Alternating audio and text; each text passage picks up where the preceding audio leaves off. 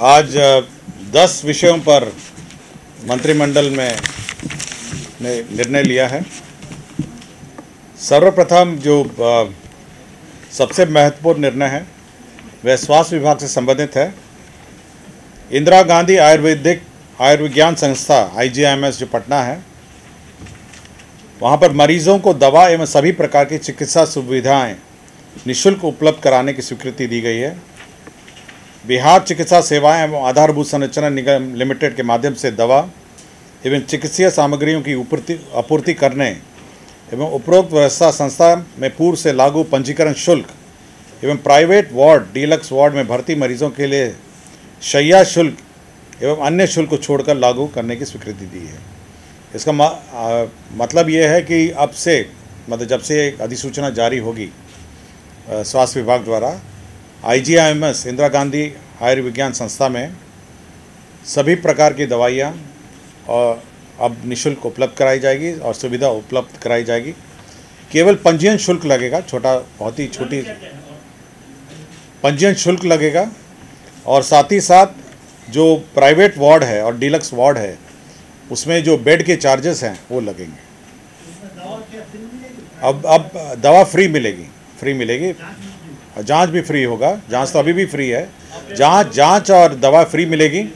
और दवा जो है ये बिहार चिकित्सा सेवाएं आधारभूत संरचना निगम लिमिटेड के माध्यम से आपूर्ति होगी। दवा फ्री होगी, आपकी चिकित्सा फ्री होगी। केवल जो पंजीयन शुल्क होगा, अब पंजीयन शुल्क बहुत ही कम है, मेरे ख्याल से हाँ ऐसे कुछ है, 50 रुपये है कुछ है। तो वो डीलक्स और प्राइवेट वार्ड में जो बेड का चार्ज है वो अलग है, मतलब वो आपको लगेगा। हाँ, बाकी दवा फ्री होगी। ऑपरेशन क्या रहेगा? ऑपरेशन जो विभिन्न तरह का ऑपरेशन सभी फ्री है, सब कुछ फ्री है। केवल आपका जो प्राइवेट वार्ड और डीलक्स वार्ड है, ट्रांसप्लांट वगैरह सब जब फ्री है, दवाई फ्री हो गया, आपका दवाई फ्री हो गया, जांच फ्री हो गया, तब तो फ्री होगा। और क्या बचा? वेतन तो सरकार देती है। इतना खर्च जो सरकार को उस पर झेलना पड़ेगा, जो बियर करना होगा, उसका क्या मैनेजमेंट है? कैसे वो IGIMS जैसे बिलिंग करता है उतना सरकार को बिल करेगा, मतलब वो बिलिंग अपना बनाएगा और सरकार अतिरिक्त बोझ कितना पड़ेगा सर? ये मोटा मोटी जो अनुमान किया गया है करीब 60 करोड़ के आसपास ये अनुमान किया गया है। तो वो जो बिलिंग करता है सरकार को बिल होगा, लेकिन हाँ प्रतिवर्ष अनुमान है। जो भी है, मतलब जितनी भी आवश्यकता होगी। अब तो मरीज ज़्यादा हो जाएंगे, जैसे ही आपका निःशुल्क हो जाएगा तो वो अलग है। अभी सब फ्री होगा, मतलब जो भी आपका अभी बाजार से बहुत कम ही डिफरेंस था। हाँ, बहुत कम ही डिफरेंस था बाजार हो गया तो। और ये जब से नोटिफिकेशन होगा, मतलब अब इसकी व्यवस्था भी करनी है, तो जब से नोटिफिकेशन अधिसूचना स्वास्थ्य विभाग जारी करेगा उससे ये इस वित्तीय वर्ष में होने की उम्मीद है। मतलब अधिसूचना जारी करने में जितना दिन लगे उसकी व्यवस्था करनी पड़ेगी। उसका जो भी है वित्तीय वर्ष ऑब्वियसली इसी वित्तीय वर्ष का कैबिनेट है, तो वित्तीय वर्ष में मैंने आपको इसलिए कहा ना, मैंने कहा कि जिस दिन अधिसूचना जारी होगी उस तिथि से। बजट तो अभी भी है, अभी भी उसका बजट है। हाँ, एक्स्ट्रा जा रहा है, अभी तो बजट है। मतलब बाकी आपका PMCH का भी बजट है, बाकी अन्य हॉस्पिटल में तो बजट है ही है। अब IGIMS में भी उसी प्रकार बजट उपलब्ध होगा। दूसरा था उद्योग विभाग। राज्य में अल्पसंख्यक वर्ग के युवाओं में उद्यमिता को बढ़ावा देने, इनके बीच स्वरोजगार को बढ़ावा देने के उद्देश्य से मुख्यमंत्री अल्पसंख्यक उद्यमी योजना की स्वीकृति। आपको जानकारी होगा कि मुख्यमंत्री उद्यमी योजना विभिन्न वर्गों के लिए संचालित की जा रही थी। सबसे पहले अनुसूचित जाति अनुसूचित जनजाति की शुरू हुई, उसके बाद अति पिछड़ों को उसमें शामिल किया गया, उसके बाद महिला वर्ग को के लिए अलग योजना बनी, उसके बाद आपके सामान्य वर्गों के लिए हुआ। अब अल्पसंख्यक के लिए भी अलग से एक उद्यमी योजना शुरू की गई है, और केवल उद्यमी, और इसमें जो लोन और जो अनुदान का कंपोनेंट है अन्य योजनाओं के अनुपात में ही है, 50-50 है।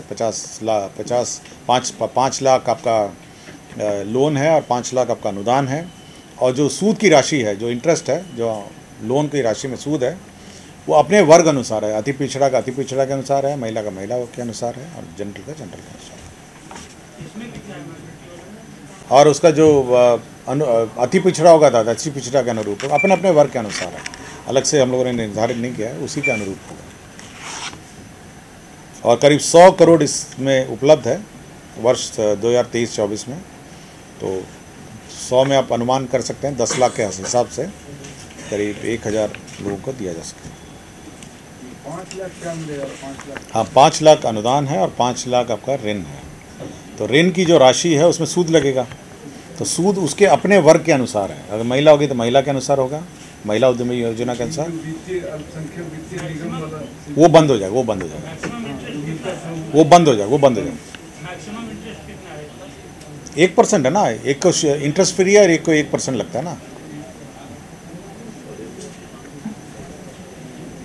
और वो जो पूर्व में जो अल्पसंख्यक निगम द्वारा संचालित थी वो बंद हो जाएगी। हाँ, निगम जो चलाता था बहुत छोटी सी, शायद 1 लाख या 2 लाख देता था, अब वो बंद हो जाएगी। उसके स्थान पर अब 5 लाख ऋण है और 5 लाख अनुदान है, और ये उद्योग विभाग के माध्यम से चल 10 लाख ना, 10 लाख का 10 लाख। गृह विभाग के अंतर्गत बिहार राज्य में यातायात नियंत्रण एवं सड़क दुर्घटनाओं में कमी लाने के उद्देश्य से राज्य के 12 जिलों में पूर्व में सृजित यातायात थाने थे।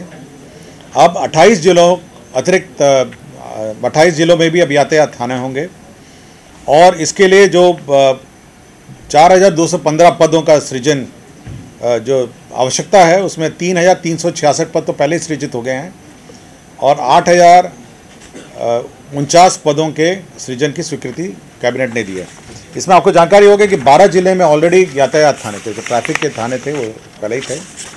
अब 23 जिलों में थाने नए खोले जाएंगे, जिसमें किशनगंज है, नवादा है, सिवान है, बक्सर है, मधुबनी है, जहानाबाद है, भभुआ है, सुपौल है, सहरसा, जमुई, रोहतास, बेतिया, वैशाली, औरंगाबाद, अररिया, गोपालगंज, सीतामढ़ी, समस्तीपुर, लखीसराय, बांका, खगड़िया, मोतिहारी और मधेपुरा। मैं फिर से पढ़ देता हूँ।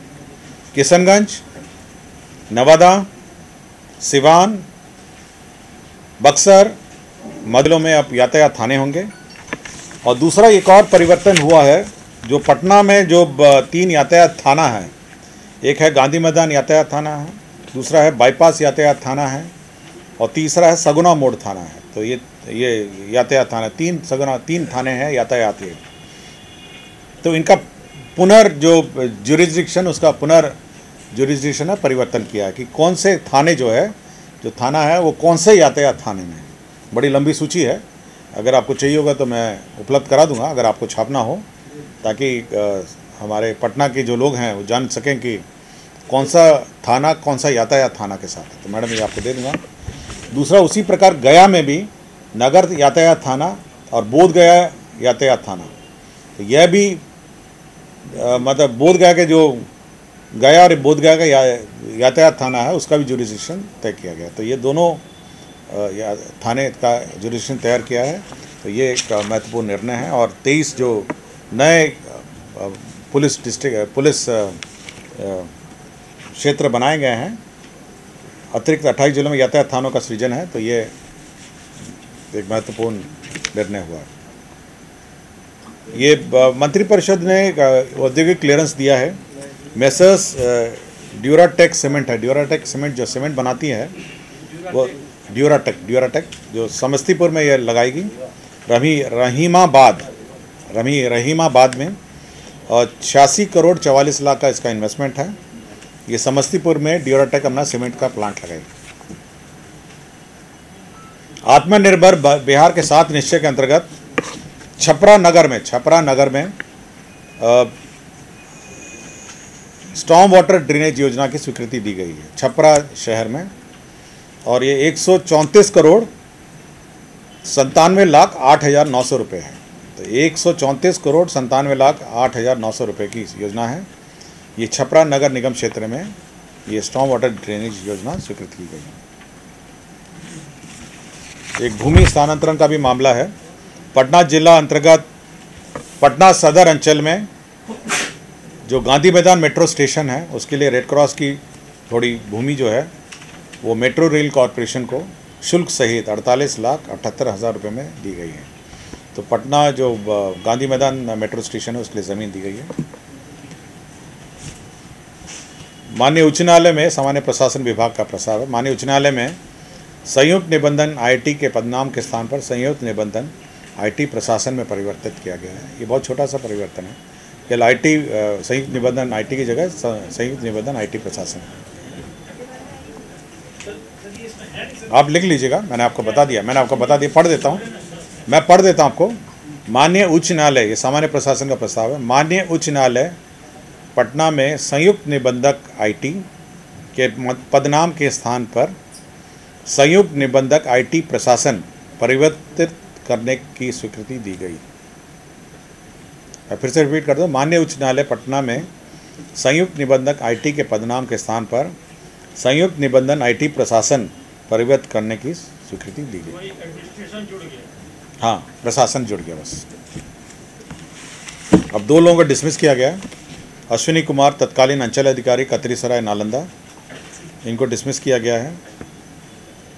इनके निगरानी कांड में ये लिप्त थे और धावा दल ने 10,000 रुपये रिश्वत लेते हुए इनको पकड़ा। और दूसरा मोहम्मद शाहिद खान है, तत्कालीन कानूनगो हैं, बंदोबस्त कार्यालय नालंदा। ये 30/11/2012 से लगातार अनुपस्थित हैं। 2 आदमी को डिसमिस किया गया। और संसदीय कार्य विभाग में वहाँ पे जो डिप्टी सेक्रेटरी हैं विनोद कुमार हैं, संविदा पे थे, उनको 1 साल और 1/10/2023 के प्रभाव से 1 साल और संविदा पर नियुक्त किया। धन्यवाद।